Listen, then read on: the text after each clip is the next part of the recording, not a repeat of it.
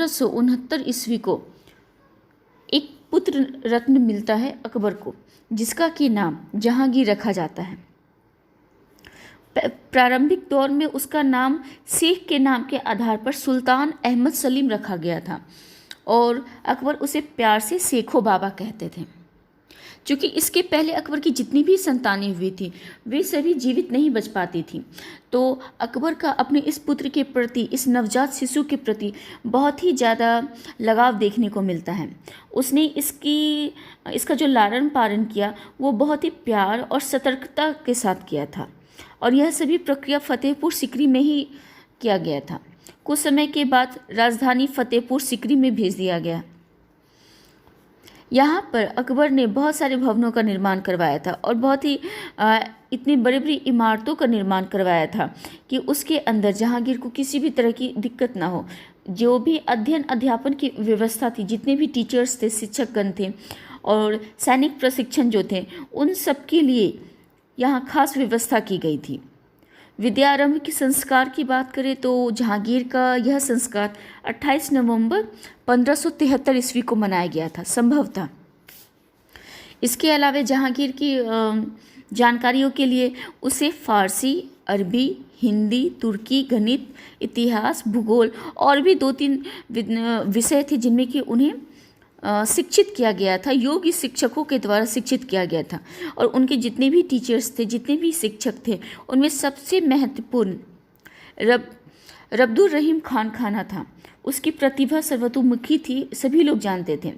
लेकिन तत्कालीन प्रथा के अनुसार, तत्कालीन जो प्रथा है उसमें बताया जा रहा है कि बहुत ही छोटी उम्र में जहांगीर को सैन्य व्यवस्था के साथ संबंधित होना पड़ा था, क्योंकि तत्कालीन जो राजनीतिक स्थिति हुआ करती थी उसमें सैन्य प्रतिभा होना अनिवार्य था और एक राजवंश से संबंधित राजकुमार के लिए सैन्य प्रतिभा बहुत ही ज़्यादा मायने रखता था। 1581 ईस्वी में काबुल पर जब आक्रमण होता है तो उस समय भी, इस उम्र में भी जहांगीर को एक सेना की टुकड़ी का अध्यक्ष बनाकर भेजा गया था। 1577 ईस्वी में 10 हजारी और 50 में 12 हजारी की उपाधि दिया गया था। कुल मिलाकर देखा जाए तो जहांगीर का जो समय है, जहांगीर का जो काल है, उसके काल में, उसके जीवन काल में जब उसके पिता जीवित थे तब उन्होंने हर तरह की सर्व संपूर्ण गुण भरने की कोशिश किया था। उसे राजपद में भी बहुत ही जल्दी शामिल कर लिया गया था और उनकी शादी भी 15 वर्ष की आयु में उनकी शादी कर दी गई थी। उन्हीं की ममेरी बहन यानी कि आमेर के जो राजा थे भगवान दास, उनकी बेटी, उनका नाम था मानबाई। मानबाई के साथ जो इनका विवाह हुआ था वो हिंदू संस्कार के अनुसार हुआ था। पहले हिंदू विधि से हुआ और फिर बाद में मुस्लिम, यानी कि दोनों विधियों से उनका संस्कार किया गया, विवाह संस्कार किया गया। और इसका डेट दिया जाता है 13 फरवरी 1585 ईस्वी को। तो जिसने जहांगीर इतनी सारे विषयों में महारत हासिल करने के बाद उन्होंने विवाह किए और विवाह के बाद अपना दाम्पत्य जीवन को आगे बढ़ाया। लेकिन फिर भी पिता की इतनी सारी सतर्कता थी, इतने सारे इंस्ट्रक्शंस थे और इतने सारे लोगों को नियुक्त किया गया था जहांगीर की परवरिश के लिए, अच्छी परवरिश के लिए। लेकिन इसके बाद भी जहांगीर की जो अपनी पर्सनालिटी रहती है वो बहुत ही अच्छा डेवलप नहीं हो पाता है। शहजादा सलीम के अंदर उस समय समाज में जितनी भी बुराइयां थी, जैसे कि मदिरापान करना और फिर थोड़े से रंगीन मिजाज के होना, ये सारी बुराइयां उसके अंदर कूट कूट के भर चुका था। अकबर ने भी उसे सुधारने का बहुत ज़्यादा प्रयास किया था। लेकिन जब 1600 ईस्वी में अकबर दक्षिण में असीरगढ़ के किला को जीतने में व्यस्त था तो शहजादा सलीम उसने विद्रोह कर दिया था अपने पिता के खिलाफ और खुद को सुल्तान बनाने के लिए आगे बढ़ रहा था। हालांकि बाद में ऐसा नहीं हो पाता है। जब अकबर वापस लौटता है तो फिर सलीम को छोड़ना पड़ता है। अकबर ने इस समय में सलीम को बहुत सारी धमकियां भी दी थी और बहुत कुछ समझाने का प्रयास भी किया था, लेकिन कुछ असर नहीं पड़ा था।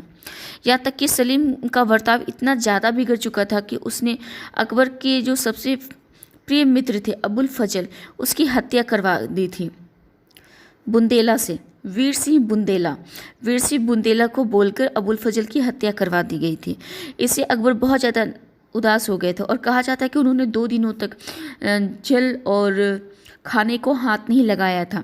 लेकिन फिर भी बाद के समय में जब सलीम वापस आता है बंदी के रूप में, तो अकबर उसे माफ़ कर देता है। अब यहाँ देखते हैं जहांगीर के विवाह और उनके बच्चे। अकबर का इकलौता वारिस होने के कारण और वैभव विलास में पालन पोषण की वजह से जहांगीर एक बेहद शौकीन और रंगीन मिजाज का शासक था। उसने करीब 20 शादियाँ की थी और कहा जाता है बाद के समय में उनका जो महल होता है उसमें स्त्रियों की संख्या 800 हो जाती है। उनमें सबसे चहेती और पसंदीदा बेगम नूरजहां थी। इसके अलावा उन्होंने कई शादियाँ राजनीतिक कारणों से भी की थी। 16 साल की उम्र में जहांगीर की पहली शादी आमेर के राजा भगवान दास की राजकुमारी मानबाई से हुई थी, जिनसे उन्हें 2 बेटों की प्राप्ति हुई। वहीं जहांगीर के बड़े बेटे खुसरो मिर्जा के जन्म के अवसर पर मुगल सम्राट जहांगीर ने अपनी पत्नी मानबाई को शाही बेगम की उपाधि से नवाजा था। उन्होंने नवाजा तो था, लेकिन इसके बाद भी जहांगीर की बहुत अलग अलग राजकुमारियों से उनकी सुंदरता पर मोहित होने के कारण शादी होती है। और 1586 ईस्वी में जहांगीर ने उदय सिंह की बेटी जगत गोसन की सुंदरता पर बहुत ही ज़्यादा आकर्षित हो जाते हैं और इस कारण उनसे विवाह भी कर लेते हैं। उनसे भी उन्हें 2 बेटे और 2 पुत्रियां मिलती हैं। हालांकि इनमें से सिर्फ एक ही बेटा खुर्रम जीवित रह सकता है और अन्य संतान की बचपन में ही मौत हो जाती है। खुर्रम का जो विद्रोह है वो हमें बाद के समय में देखने को मिलता है। बाद में उसका यही बेटा सम्राट शाहजहां के रूप में मुगल सिंहासन पर बैठा और मुगल साम्राज्य का जमकर विस्तार किया। वहीं शाहजहां को लोग आज भी 7 आश्चर्यों में से एक ताजमहल के निर्माण के लिए जानते हैं। यहाँ बताया गया जहांगीर की बहुत सारी औलादें थी, जैसे कि उसकी जितनी सारी बेगमें थीं उनमें से उन्हें 5 बेटों की प्राप्ति हुई थी। जैसे सबसे पहले तो खुसरो मिर्जा, खुर्रम मिर्जा वही है शाहजहां, परवीज़ मिर्जा, शाहरियर मिर्जा, जहांदर मिर्जा और इफ़त बानो बेगम, बहार बानो बेगम, बेगम सुल्तान अन्निसा बेगम, दौलत अन्निसा बेगम, ये सारी उनकी पुत्रियां थी, सभी बेटियां थीं। तो इस तरह से जहांगीर का जो पर्सनल लाइफ है वो बहुत ही रंगीन बीतता है। उसकी बहुत सारी पत्नियां होती हैं, बहुत सारे बच्चे होते हैं, लेकिन उनकी सबसे फेवरेट पत्नी नूरजहां से उनके रिश्ते शुरू से ही बहुत ही अलग देखने को मिलते हैं। इसमें बहुत सारी कहानियाँ भी बताई गई हैं। सबसे पहले तो बताया जाता है कि जब पहली बार मुगल सम्राट जहांगीर ने मिर्जा ग्यास की बेटी मेहरुनिसा नूरजहां के बचपन का नाम है, उसे देखा था, तो वो उनकी खूबसूरती पे बहुत ज़्यादा मोहित हो गए थे और उसी समय उन्होंने डिसाइड कर लिया था कि नूरजहां से विवाह करना है। लेकिन नूरजहां से जो विवाह होता है यह सिर्फ जहांगीर के जीवन काल की ही नहीं बल्कि पूरे मुगल काल का जो इतिहास है उसमें एक महत्वपूर्ण घटना मानी जाती है। इसके बारे में बहुत सारे इतिहासकारों ने अपने अपने मत दिए हैं। जैसे कि बेनी प्रसाद की बात करें तो उन्होंने कहा है कि मध्ययुगीन इतिहास में नूरजहां की तुलना में किसी का भी व्यक्तित्व इतना रुचिकर प्रेम कथा के साथ जुड़ा हुआ नहीं था जितना कि जहांगीर और नूरजहां का था। जहांगीर के समय की किसी अन्य घटना ने इतना ज़्यादा आकर्षित नहीं किया जितना कि नूरजहां के साथ उसकी विवाह ने किया था। पूरे 15 वर्ष तक यह विख्यात महिला मुगल साम्राज्य में सबसे अधिक शक्तिशाली और प्रभावशाली बनी रही। मध्यकाल में हम देखते हैं कि मध्यकाल में महिला सुल्तान या फिर महिलाओं का जो वर्चस्व है वो बहुत कम देखने को मिलता है। इसके सबसे पहले तो रजिया सुल्तान का नाम आता है जिसे कि बहुत ज़्यादा मौका नहीं दिया गया। वहीं दूसरी तरफ नूरजहां का भी नाम आता है। नूरजहां को सबसे ऊपर सर्वश्रेष्ठ श्रेणी में रखा गया है क्योंकि यह खुद तो सुल्तान नहीं बनी, लेकिन इसने इतना ज़्यादा हस्तक्षेप किया शासन में, इतना ज़्यादा शासन को अपने हाथों में केंद्रित कर लिया कि उसके कारण कहा जा सकता है कि मेहरुनिसा या फिर नूरजहां वो एक सुल्तान थी। उनके बचपन का नाम मेहरुनिसा था और उनके पिता का नाम था ग्यास बेग। ग्यास बेग पर्सिया के रहने वाले थे और जब उनके पिता यानी कि जब पर्सिया में उनके पिता यानी कि नूरजहाँ के दादाजी ख्वाजा मोहम्मद शरीफ की मौत हो जाती है, तो उसके बाद पर्सिया की जो परिस्थिति रहती है वो इनके परिवार के लिए अनुकूल नहीं रहती है। तो ग्यास बेग अपने पूरे परिवार के साथ भारत आते हैं और उसी समय रास्ते में कंधार के रास्ते से जब वो आ रहे थे भारत, तो उसी समय उनकी पत्नी ने एक और लड़की को जन्म दिया और यही वो लड़की थी मेहरुत्निसा। भारत आने के बाद मिर्ज़ा गियास बेग को अकबर की सेवा करने का मौका मिला था और अपने निरंतर प्रयास के कारण एक दिन वह काबुल का दीवान भी बन जाता है। लेकिन बाद में वह अकबर का व्यक्तिगत जो कारखाना रहता है उसमें काम करने को आ जाता है, क्योंकि काबुल से उसे वापस बुला लिया जाता है अकबर के द्वारा और कारखाने की सेवा में लगा दिया जाता है। इसी तरह से उसने अपने परिवार को चलाया। गियास बेग ने क्या किया, अपने सारे बच्चों का विवाह किया, उसे अलग अलग पदों पर दिया। जैसे कि मेहरुत्निसा का विवाह भी अली कुल बेग नाम के एक बहुत ही साहसी बहादुर फारसी युवक से किया गया था। और 1599 ईस्वी में मेवाड़ पर जब आक्रमण किया जा रहा था, तो उस समय शेर को मारने के लिए अली कुल बेग को शहजादा सलीम ने ही शेर अफगन की उपाधि से भी नवाजा था। लेकिन जब सलीम यानी कि जहांगीर ने अपने पिता अकबर के खिलाफ विद्रोह किया था, तो शेर अफगन ने सलीम का साथ नहीं दिया था बल्कि अकबर का साथ दिया था। बाद में अकबर की जब मृत्यु हो जाती है और जहांगीर सुल्तान बनता है, तब उसने शेर अफगन को माफ़ कर दिया। लेकिन शेर अफगन भी एक बहुत ही महत्वाकांक्षी युवक था।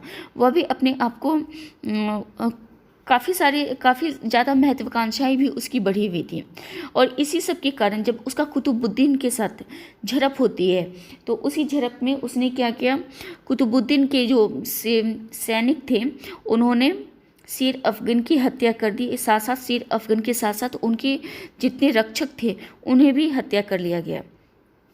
इसके बाद शेर अफगन की पत्नी मेहरुत्निसा और उनकी एक बेटी थी लाडली बेगम, इन दोनों को कैद कर जहांगीर के समक्ष लाया गया, जहाँ की जहांगीर ने उसे अपनी विधवा माँ जो थी, जिनका कि नाम था सलीमा बेगम, अकबर की विधवा थी वो सलीमा बेगम, उनकी सेवा करने के लिए भेज दिया। और कहा जाता है कि कुछ इतिहासकारों का मानना है कि जहांगीर ने नूरजहाँ को बचपन में ही देखा था और वो बचपन के प्यार को भुला नहीं पाया था, तभी जाके उसने बाद में इनसे विवाह किया था। लेकिन कुछ अन्य इतिहासकारों की बात करें तो उनका मानना है कि 1611 ईस्वी में जब नौरोज का त्यौहार था, तब जहांगीर ने पहली बार नूर महल को देखा था और मेहरुत्निसा को देखा था और आगे चलकर उसे नूर महल और फिर बाद में नूरजहाँ की उपाधि से विभूषित करता है।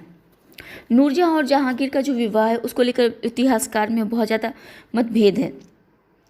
कुछ लोग, जैसा कि भी बताया गया कि कुछ इतिहासकार मेहरुत्निसा के बारे में बताते हैं कि ये एक बहुत ही अलग किस्म की औरत थी, महत्वाकांक्षी औरत तो थी ही, लेकिन इन्होंने ये उस स्थिति में नहीं थे कि ये अपने पति की मृत्यु के तुरंत बाद विवाह कर सके, तो मेंटली रूप से इन्हें प्रिपेयर करने के लिए जहांगीर ने कुछ वक्त दिया और सलीमा बेगम की सेवा करने का मौका दिया था ताकि वो तैयार हो जाए इन सभी चीज़ों के लिए। इसमें और बताया जा रहा है कि नूरजहाँ को इतिहास में एक साहसी महिला के रूप में भी जाना जाता है, क्योंकि वह जहांगीर के साथ उसके राजकाट में हाथ बटाती थी। पर्सनल तौर पे चाहे जो कुछ भी हो, जहांगीर की जब शादी होती है नूरजहाँ से हो जाती है, उसमें जहांगीर की उम्र करीब 42 ईयर्स रहती है और नूरजहाँ की आयु 34 वर्ष। नूरजहाँ 34 वर्ष की आयु में भी बहुत ही ज़्यादा सुंदर थी और उसकी जो शिक्षा थी वो बहुत ही ज़्यादा शिक्षित थी और तीक्ष्ण बुद्धि वाली भी थी। इसके अलावा कविता, संगीत और चित्रकला का उसे विशेष तौर पर शौक़ हुआ करता था। उसने फारसी में बहुत सारी कविताएं भी लिखी थी। साज सज्जा, श्रृंगार, वस्त्र, आभूषण, इन सब का नूरजहाँ को बहुत ही ज़्यादा शौक़ हुआ करता था और इसमें वो नए नए ढंग और तरीके चलाती रहती थी। कहा जाता है कि परफ्यूम की जो खोज हुई है वो भी नूरजहाँ के काल में ही हुई। नूरजहाँ की जो माँ थी, नूरजहाँ और उनकी माँ, इन दोनों ने मिलकर इत्र का निर्माण करवाया था। शासन में नूरजहाँ को बहुत विशेष रुचि हुआ करती थी और उसमें किसी भी समस्या का निदान निकालने की बहुत ही कुशलता थी उसके अंदर। बहुत ही धैर्यवान और साहसी औरत के रूप में वो जानी जा सकती हैं। बहुत सारी विद्वानों और निर्धनों की हमेशा सहायता करती थी और कहा जाता है कि उसने सैकड़ों निर्धन लड़कियों का विवाह करवाया था। लेकिन नूरजहाँ का अपना जो चरित्र है, उसकी एक सबसे प्रमुख विशेषता यह है कि उसकी अपनी जो महत्वाकांक्षाएं थी वो बहुत ही ज़्यादा ऊंची थी, बहुत बड़ी थी। उसने शासन में हस्तक्षेप किया और अपने प्रभाव को इस तरह बढ़ाया कि जहांगीर का प्रभाव नग्न हो गया। सत्ता को अपने हाथों में रखने का पूरा प्रयास किया और कहा जाता है कि संपूर्ण मध्यकालीन भारत में नूरजहाँ जितना शक्तिशाली मुगल बेगम कोई और नहीं हो पाया। हम यह इस तरह से जान सकते हैं कि नूरजहाँ से अधिक किसी भी अन्य पर इतनी अधिक सत्यता लागू नहीं होती जितनी कि नूरजहाँ पे लागू होती है। नूरजहाँ का जो शक्ति है वो उस काल में सबसे ज़्यादा देखने को मिलता है। जैसा कि हमने पिछले रजिया सुल्तान के बारे में भी जब पढ़ा तो उसमें नहीं देख पाए, लेकिन नूरजहाँ को यहाँ पूरी छूट मिलती है, उसे बहुत प्रश्रय दिया जाता है।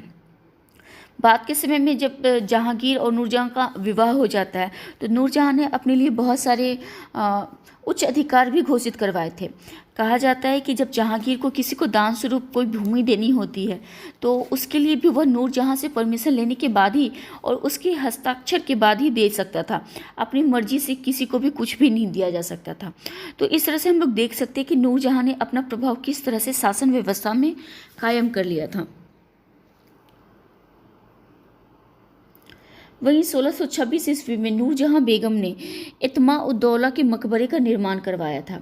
यह मुगल कालीन वास्तुकला से बनाई गई पहली इमारत थी जिसमें कि सफ़ेद संगमरमर का उपयोग किया गया था और यह उसने अपने पिता की मौत के उपरांत करवाया था, अपने पिता के स्मरण में करवाया था। अब मुगल शासक के रूप में जहांगीर। साल 1605 में अकबर की मृत्यु के बाद सुल्तान सलीम को मुगल बादशाह का ताज पहनाया गया और उन्हें जहांगीर के नाम की उपाधि दी गई। जब वह मुगल शासक जहांगीर की उम्र 36 साल की थी तब उन्हें मुगल साम्राज्य की जिम्मेदारी एक आदर्श शासक के रूप में संभाले और कई सालों तक मुगल सिंहासन पर जमा रहा। उन्होंने अपने शासनकाल में मुगल साम्राज्य का जमकर विस्तार किया। उन्होंने काफ़ी प्रयास किए लेकिन बहुत ज़्यादा विस्तार नहीं कर पाया। विजय अभियान चलाया, जो क्षेत्र उनके पिता अकबर के द्वारा हासिल नहीं किए गए थे, उन सब में सबसे पहले ऐसे निर्विवाद क्षेत्रों को जीतने का प्रयास किया गया था। तो यहाँ पर 2-3 जो विद्रोह हैं वे काफ़ी ज़्यादा देखने को मिलते हैं। जैसे कि जब जहांगीर शासक बनता है तो उस समय मेवाड़ के साथ उसने युद्ध किया था। सबसे पहला युद्ध मेवाड़ के साथ किया था और उसे अपने अंदर लाने की कोशिश की थी। क्योंकि मेवाड़ वो ऐसा राजपूताना प्रांत के रूप में जाना जाता है जिसके कि ऊपर पूर्ण रूप से आधिपत्य जमाना कभी कोई भी इस्लामिक शासक नहीं कर पाया था। अकबर के शासन के काल में भी मेवाड़ पर जब आक्रमण किया गया था तो पूर्ण रूप से उसे अपने अधीन नहीं लाया जा सका था। इसके अलावा दक्षिण का युद्ध, कांगड़ा का युद्ध और फारस के साथ जो संबंध है मुगल शासक के रूप में, जब जहांगीर की ये सारी क्वालिटीज़ को हम ध्यान दे सकते हैं। तो सबसे पहले देखते हैं मेवाड़ के साथ उसका जो युद्ध हुआ उसके बारे में। अकबर के बारे में बात करें तो अकबर ने जब अपने साम्राज्य का विस्तार करना चाहा था तो अपनी पूरी शक्ति लगाने के बाद भी पूरे मेवाड़ को प्राप्त नहीं कर पाया था। और जब उसकी मौत हो जाती है तो मौत के राणा प्रताप की बात करें तो राणा प्रताप की मौत होती है 1597 में। और इसके पहले ही उसने क्या किया था, उसके कुछ प्रांत जो कि अकबर के द्वारा हथिया लिए गए थे, कैप्चर कर लिए गए थे। राणा प्रताप ने अपनी मौत से पहले उन सबको अपने अधिकार में ले लिया था। यहाँ तक कि उसके जो बेटे थे अमर सिंह में राणा प्रताप जैसी क्वालिटी नहीं थी। वो बहुत ही अजेय और आत्मनिष्ठावान व्यक्ति नहीं बन पाए, लेकिन फिर भी एक सैनिक के रूप में अमर सिंह का नाम बहुत ही अच्छे से लिया जाता है। उसने मुगल आक्रमण विरोधी अपने पूर्वजों की नीति को जीवित रखा, लेकिन इसके तरीके अलग कर दिए। दूसरी तरफ अकबर ने जिस साम्राज्य का विस्तार किया था उस परंपरा को जहांगीर ने उसके अनुकूल ही करने का करने की कोशिश की थी। उत्तर भारत का विजय तो लगभग पूरा हो चुका था। अकेला मेवाड़ ही ऐसा राज्य बचा था जो कि मुगलों की सत्ता मानने से इनकार करता है। इसलिए जहांगीर ने क्या किया, शहजादा परवेज की अध्यक्षता में एक बहुत ही विशाल सेना का निर्माण किया और उसे मेवाड़ विजय के लिए भेज दिया था। जफर बेग, आसफ खान और राजा जगन्नाथ इतने योग्य अधिकारी उसके साथ भेजे गए थे, लेकिन अमर सिंह के चाचा सागर को भी, जो मुगल की सेवा में थे, चित्तौड़ और उसकी मुगल भूमि का स्वामी बनाकर भेजा गया था। इस समय अमर सिंह ने बहुत ही वीरतापूर्वक अपने प्रदेश की रक्षा की। दीवारों के दर्रे पर घमासान युद्ध हुआ जिसमें कि कोई भी निर्णय नहीं लिया जा सका। बाद के समय में अमर सिंह और शहजादा खुर्रम, इन दोनों के बीच सुलह हो जाती है और दोनों के बीच संधि होती है। संधि जब हो रही होती है तो उसके पहले राणा अमर सिंह शहजादा खुर्रम से मिलते हैं और उसे बहुत ही बहुमूल्य वस्तुएं गिफ्ट करते हैं, जैसे कि लाल मोती और सारी 7 हाथी, 9 अश्व, इस तरह की चीज़ें भेंट की जाती हैं। खुर्रम ने भी उसे बहुत ही सहृदयता से उसे गले मिलाया था और उसे अपने साथ बैठाकर बहुमूल्य वस्तुओं का उपहारों का आदान प्रदान किया, उनका सत्कार किया। और जब राणा चले जाते हैं तो उसके बाद राजकुमार कर्ण के समक्ष भी खुर्रम ने भी वही नीति अपनाई थी, उसे भी सम्मान दिया था, उपहारों का आदान प्रदान किया था। तो इस तरह से राणा और सम्राट के बीच 1615 में एक संधि होती है।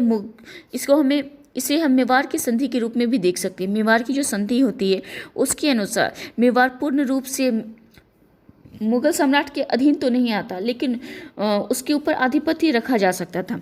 उस संधि की जो शर्तें हैं वो इस तरह से हम लोग देख सकते हैं। सबसे पहला शर्त तो ये था कि राणा ने मुगल आधिपत्य को स्वीकार कर लिया था, यानी कि अमर सिंह जो थे उन्होंने मुगल आधिपत्य को स्वीकार कर लिया था।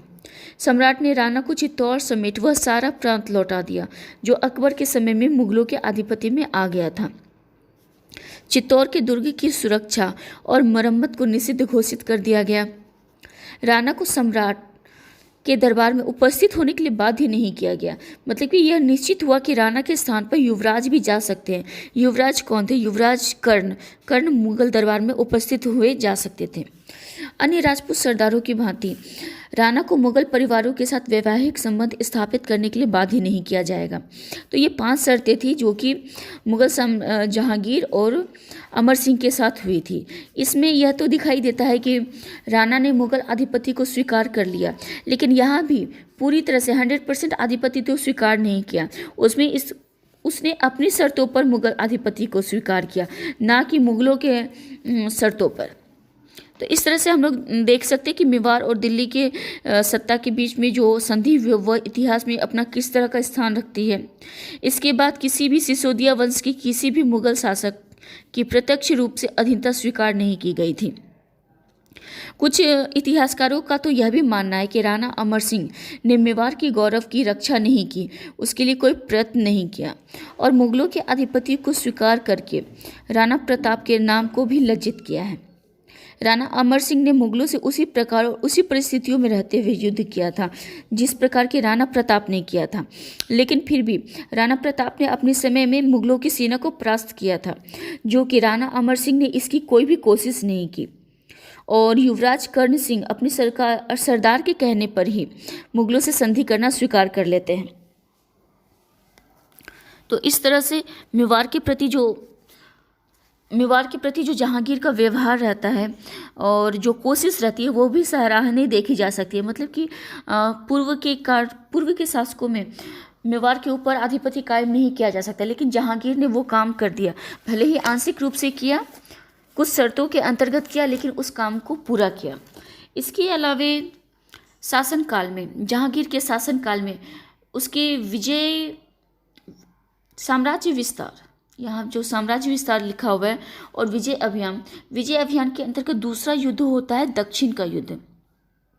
दक्षिण का युद्ध भी काफ़ी इम्पोर्टेंट माना जाता है जहांगीर के शासनकाल में। उनके जो पिता थे अकबर की नीति थी, अकबर का एक सपना था। उनका सपना था पूरे भारत को विजित कर एक छत्र शासन सत्ता स्थापित करना।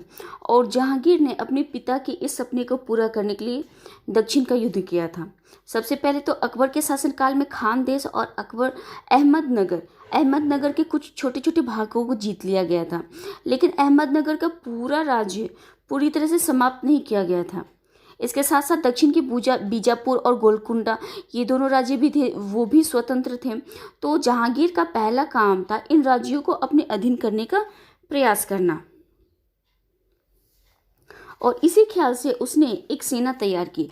उस सेना में 12,000 अश्वरोही का नेतृत्व करते हुए खाना को दक्षिण विजय के लिए रवाना किया गया।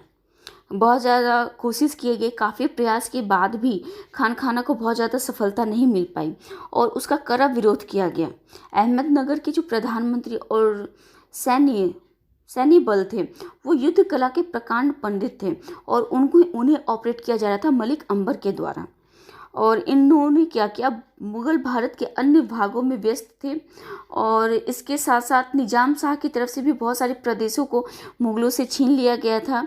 तो इस तरह से हम लोग देख सकते हैं कि मलिक अंबर जो थे, यानी कि इन सबको ऑपरेट कौन कर रहा था, मलिक अंबर ही कर रहे थे।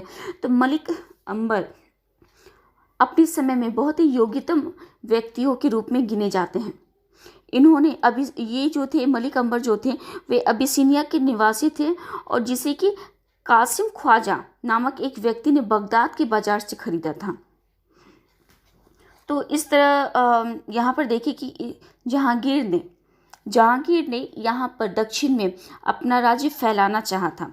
और जब जहांगीर बादशाह बनते हैं तो खुसरो के विद्रोह के कुछ साल तक दक्षिण भारत में शांति रहती है और मलिक अंबर ने इस समय का बहुत ही अच्छी तरह से उपयोग किया था और अपने क्षेत्र में बहुत सारे सुधार किए थे। अहमदनगर जो उसका राज्य था, उसकी शक्ति को बढ़ाने के लिए बहुत सारे काम किए थे। उसने सैनिक और असैनिक दोनों प्रकार के सुधार किए थे। टोडर मल की जो लगान व्यवस्था है, उससे उसने बहुत ज़्यादा लाभ उठाया था और भूमि की नाप की व्यवस्था करवाई थी, पैदावार की। तो इस तरह से हम लोग देख सकते हैं कि अहमदनगर का जो क्षेत्र वो जहांगीर के लिए बहुत ही ज़्यादा इम्पोर्टेंट रखता था। अंत में दोनों के बीच जब युद्ध होता है और मलिक अंबर की मृत्यु हो जाती है, तो दक्षिण भारत में मुगलों की स्थिति बन जाती है, यानी कि कायम हो जाती है।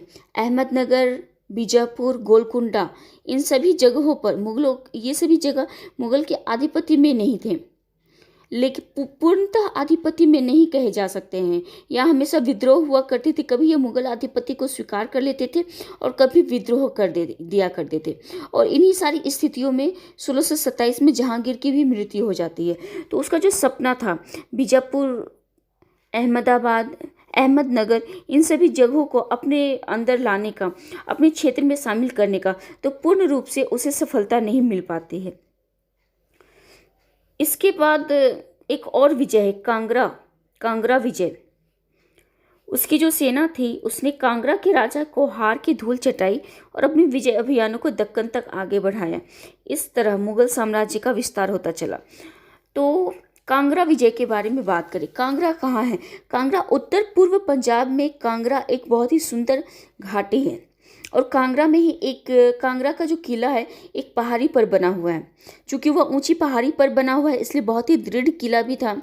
ऊंची पहाड़ी की चोटी पर टिके कांगड़ा के किले की लंबाई जो थी वह आधा मील, भीतरी परिधि 2 मील और ऊंचाई करीब करीब 200 फीट की थी। इसकी जो सीमाएं थी वो अंदर ही शुद्ध जल के 2 प्राकृतिक कुंड थे। प्राकृतिक कुंड होने की वजह से यहाँ पर जल का आगमन और निष्कासन, ये दोनों ही जो ज़रूरत थी वो बहुत ही आसानी से हो जाती थी। आसानी से क्या, ये प्राकृतिक तरीके से हो जाती थी। और इसके अंदर 23 गढ़ थे, जिसमें कि 7 हार थे। तो वास्तव में कांगड़े का जो किला था वो कांगड़ा घाटी की दुर्जय किलों में से एक माना जाता है। तत्कालीन तथ्यों की माने तो उनके अनुसार 52 बार इस किले का घेरा डाला गया था। अनेक शक्तिशाली राजाओं ने इसे जीतने का प्रयत्न भी करते रहते, बार बार इस पे हमला भी करते थे, लेकिन किसी को भी सफलता नहीं मिली थी। 1009 में जब महमूद गजनवी था तो उसने भी इस किले को जीतने की पूरी कोशिश की थी। इसके ऊपर बहुत ही भयानक आक्रमण किया था, लेकिन इसे जीतने में वह सफल नहीं हो पाया था। अकबर ने भी इसके ऊपर 2 बार आक्रमण किए थे और उसे भी सफलता नहीं मिली थी। 1615 ईस्वी में जहांगीर ने लाहौर के सूबेदार मुर्तजा खान को किले पर कब्जा करने के लिए आज्ञा दी थी। क्योंकि उस समय जहांगीर का प्रयास असफल हो गया था, पूरा नहीं हो पाया था, इसलिए 1618 में राजकुमार खुर्रम, जो कि बहुत ही प्रतिभावान सैनिक था, प्रतिभावान बेटा भी था और सेनापति भी था, तो उसे इस पे विजय प्राप्त करने के लिए भेजा गया, नियुक्त किया गया। और खुर्रम ने भी बहुत ही ईमानदारी से, बहुत ही लगन से इस काम को किया। उसने लाहौर में अपना पड़ाव डाला और उसके जितने भी शाही अधिकारी थे, शाही अधिकारियों का जम्मू के राजा संग्राम सहित पहाड़ी जागीरदारों की सहायता से कांगड़ा पर आक्रमण करने की आज्ञा दी। यहाँ पर 14 महीने तक घेराबंदी की जा सकी थी, मतलब कि 14 महीने तक घेराबंदी करता रहा था। उस समय, उतने समय तक वो वहाँ टिका रहा और लास्टली जाकर के 16 नवंबर 1620 को किले पर अधिकार कर लिया जाता है। तो इस तरह से कांगड़ा का जो विजय है वह पूर्ण विजय माना जाता है राजा के लिए, यानी सुल्तान जहांगीर के लिए। इसके साथ साथ इसके शासनकाल में इसका विदेशियों के साथ बहुत ज़्यादा संपर्क भी हुआ था, जैसे कि फारस के साथ जहांगीर का संपर्क बहुत ही अच्छा रहा था। कंधार मुगल साम्राज्य और फारस के शाह की सीमा पर स्थित था, इसलिए इन दोनों का जो राजवंश था, राजवंश के साथ जहांगीर का संबंध बहुत ही महत्वपूर्ण, बहुत महत्व रखता है। कांधार का महत्व राजनीतिक और आर्थिक दोनों ही दृष्टिकोण से था। राजनीतिक दृष्टि में यह कहा जा सकता है कि जिस कांधार पर जिस भी वंश का हाथ होता था, वह उसे अपने राज्य की सुरक्षा और दूसरे राज्य पर आक्रमण करने की सुविधा मिल जाती थी। इसके अलावा आर्थिक दृष्टि से कांधार भारत और पश्चिम एशिया और यूरोप का जो व्यापार था, व्यापारिक मार्ग स्थल पर था, जिसके कारण कि कांधार क्योंकि व्यापारिक मार्ग के ऊपर ही था, तो व्यापारिक दृष्टिकोण से इसे अपने कैप्चर में रखना एक बहुत ही बड़ी उपलब्धि मानी जा सकती है। मुगल बादशाहों की बात करें तो उसमें सबसे पहले बाबर ने कांधार को अपने कब्जे में किया था, और हुमायूं की जब मौत हो जाती है तो 1558 में फारस ने उस पर आक्रमण किया था और फिर वो फारस के अधिकार में चला गया था। सबसे पहले तो सुल्तान हुसैन मिर्जा और उसके बाद उसका बेटा मुजफ्फर हुसैन मिर्जा उसकी देखभाल के लिए नियुक्त किया जाता है, और अकबर को बाद के समय में कांधार का सेनापति नियुक्त किया जाता है, क्योंकि कांधार के हुसैन मिर्जा की जब मृत्यु हो जाती है तो उसके बाद उसकी सारा सब कुछ देखभाल, उसका जो राजपाट रहता है वो अकबर को मिल जाता है, क्योंकि अकबर उसका दामाद रहता है। इसके अलावा किलेदार मुजफ्फर हुसैन मिर्जा उज़्बेकों के आक्रमण को रोकने में असफल रहता था और फारस के दरबार से कोई सैनिक सहायता नहीं मिल पा रही थी। इस कारण उसे मुगलों के साथ बातचीत करनी पड़ी और मुगल सूबेदार जो कि थे शाहवेग खां को किला सौंप दिया गया। और जब अकबर की मौत हो जाती है तो उसके बाद खुसरो के विद्रोह के अवसर पर फारस के राजा, जिनका कि नाम था शाह अब्बास, उन्होंने कांधार को जीतने का प्रयत्न किया था, उसके ऊपर आक्रमण किया था। तो इस तरह से जहांगीर का जो शासन प्रबंध है, शासन काल है, उसमें उसने बहुत सारे युद्ध किए, बहुत सारी योजनाएं बनाई, काफ़ी हद तक उसे इसमें सफलता भी मिल गई थी। अब यहाँ देखते हैं, चित्रकला का गूढ़ प्रेमी था जहांगीर को चित्रकला बहुत ज़्यादा पसंद था। वो खुद भी बहुत ही अच्छा पेंटिंग बनाता था। उसका यह कहना था कि अगर एक ही पेंटिंग में को 4-5 चित्रकारों ने बनाया है तो वह एक बार में देखकर बता देगा कि उसकी आँख किसने बनाई है और उसका चेहरा किसने बनाया है। वह इतना ज़्यादा, मतलब कि उसकी इतनी जानकारी थी, अंदरूनी जानकारी थी उसे। मुगल सम्राट जहांगीर चित्रकला का बेहद शौकीन था। वे अपने महल में कई अलग अलग तरह के चित्र इकट्ठा करते रहते थे।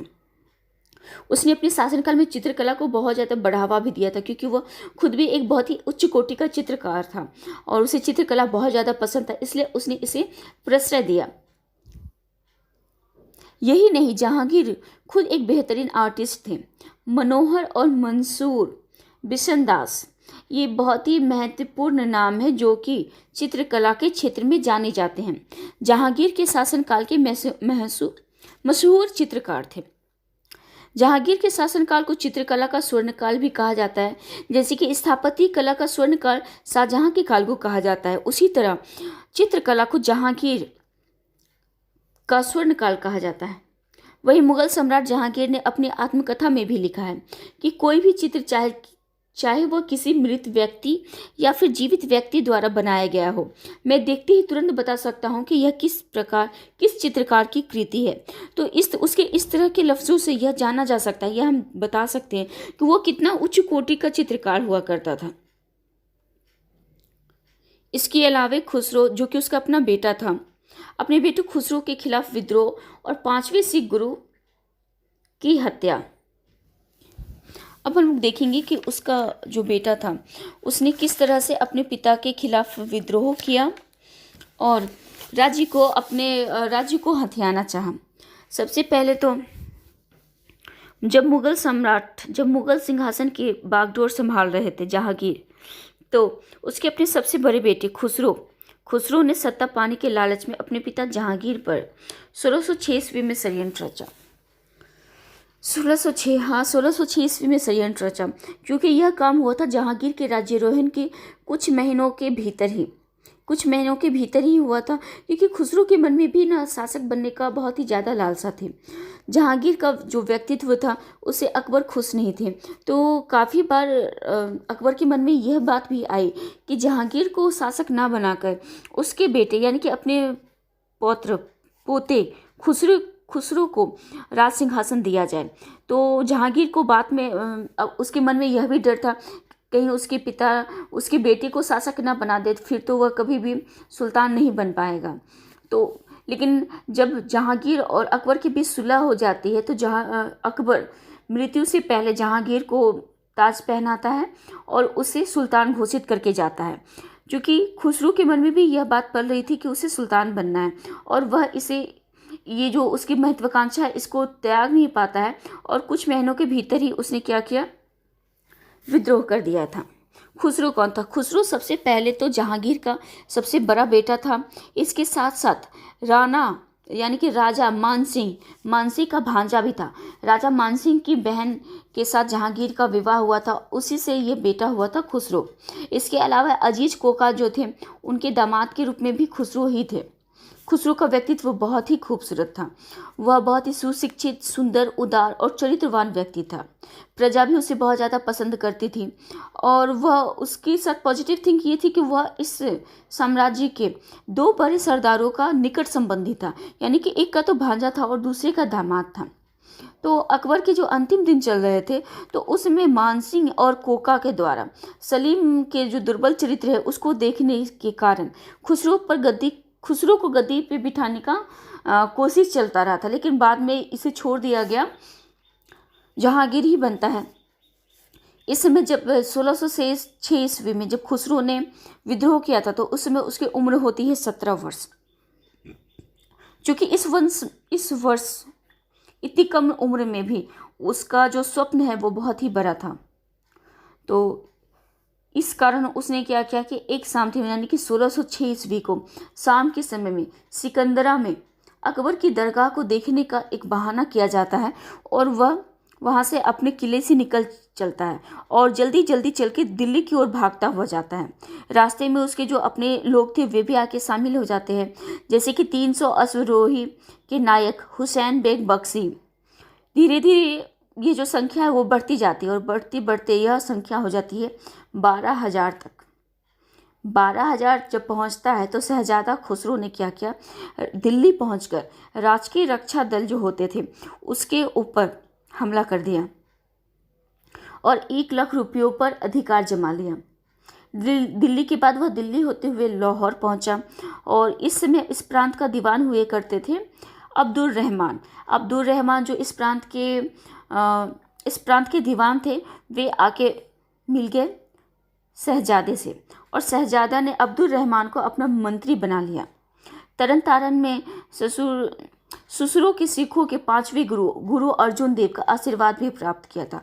गुरु अर्जुन देव ने इसके लिए यानी कि युवराज के लिए यह भविष्यवाणी की थी कि उसके अंदर जो है वह सुल्तान बनने की सारी क्वालिटीज़ हैं और वह भावी सुल्तान बन सकता है।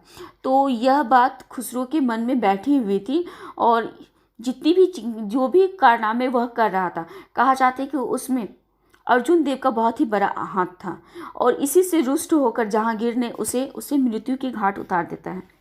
लेकिन बाद के समय में जहांगीर जब आता है उसे पता चलता है कि गुरु अर्जुन देव ने इस तरह की बातें की है और आशीर्वाद भी दिया है खुसरो को। तो गुरु अर्जुन देव से वह 2 लाख रुपए की राशि मांगता है एज ए टैक्स, कर के रूप में, जिसे देने से कि गुरु अर्जुन देव इनकार कर देते हैं, बोलते हैं कि वे समर्थ नहीं है इसे देने में। और फिर इसी कारण जहांगीर के द्वारा उनके आदेश पर गुरु अर्जुन देव का गला काट दिया जाता है, उनकी हत्या कर दी जाती है। इसके बाद जहांगीर की सेना और खुसरो मिर्जा के बीच जालंधर के पास युद्ध होता है। जहांगीर की सेना खुसरो को हराने में सफल रहती है और इसके बाद खुसरो को कैद कर लिया जाता है, उसे जेल में डाल दिया जाता है।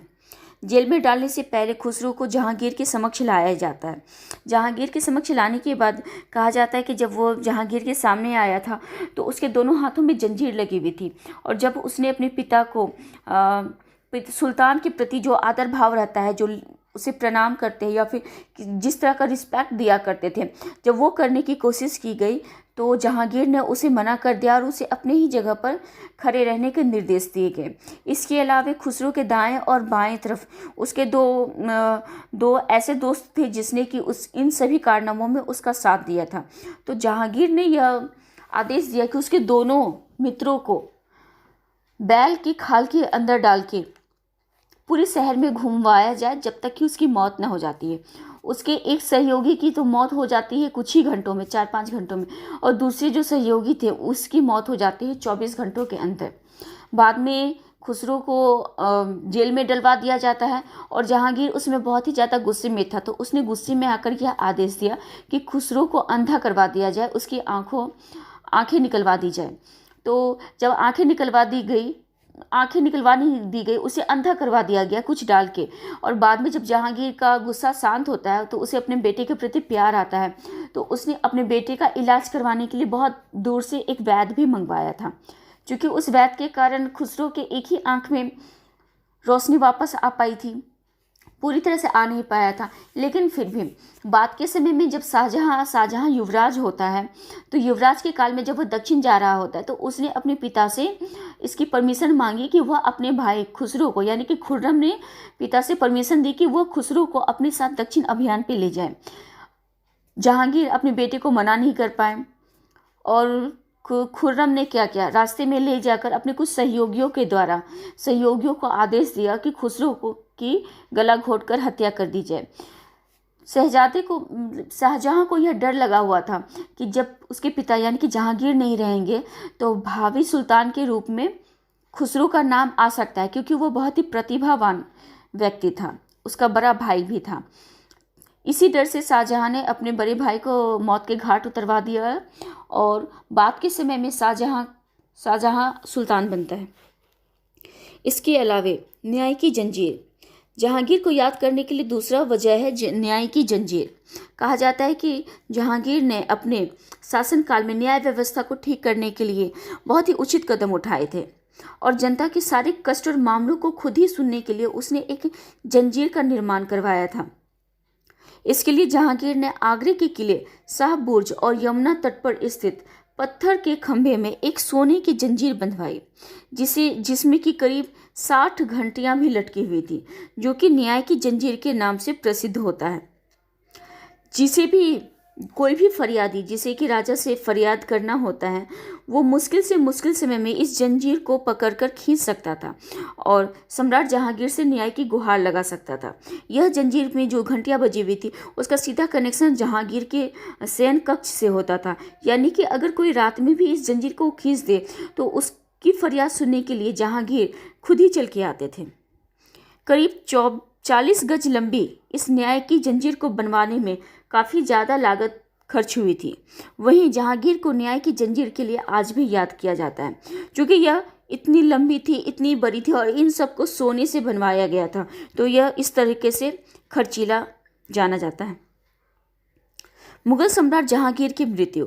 अब हम देखते हैं कि जहांगीर की मौत कैसे होती है। साल 1627 में जब मुगल सम्राट जहांगीर कश्मीर से वापस लौट रहा था, तभी रास्ते में लाहौर में तबीयत बिगड़ने के कारण उसकी मृत्यु हो जाती है। इसके बाद जहांगीर के मृत शरीर को अस्थायी रूप से लाहौर में रावी नदी के किनारे बागसर के किले में दफनाया गया था। फिर बाद में वहाँ जहांगीर की बेगम नूरजहाँ के द्वारा जहांगीर का भव्य मकबरा बनवाया गया, जो आज भी लाहौर में स्थित है और पर्यटकों के लिए आकर्षण का मुख्य केंद्र बना हुआ है।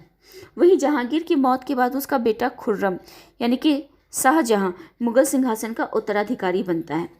तो सबसे पहले यहाँ जहांगीर की मौत के बारे में, तबीयत बिगड़ने के बारे में बताया जा रहा है।